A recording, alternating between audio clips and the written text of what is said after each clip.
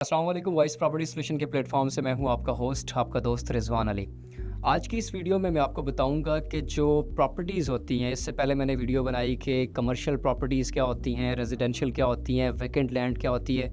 आज मैं आपको बताऊंगा जो रेजिडेंशियल प्रॉपर्टीज़ होती हैं उसको मज़ीद हम किस तरह से कैटेगराइज़ कर सकते हैं।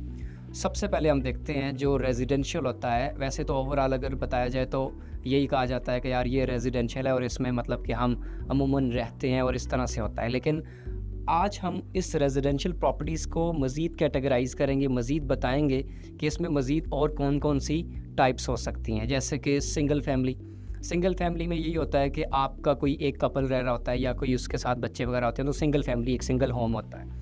इसके बाद हम मल्टी फैमिलीज़ की बात करते हैं, वहाँ पर जॉइंट फैमिलीज़ होती हैं।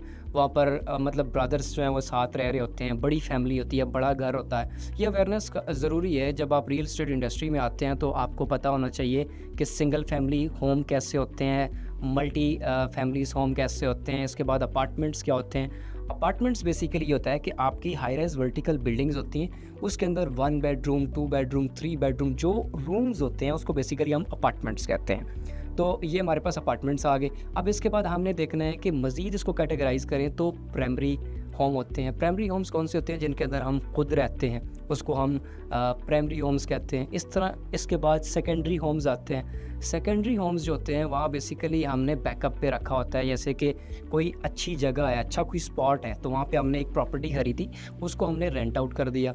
अब उसका बेनिफिट हमें क्या है? कैपिटल ग्रोथ भी है, कैपिटल एप्रिसिएशन भी मिल रही है टाइम के साथ-साथ।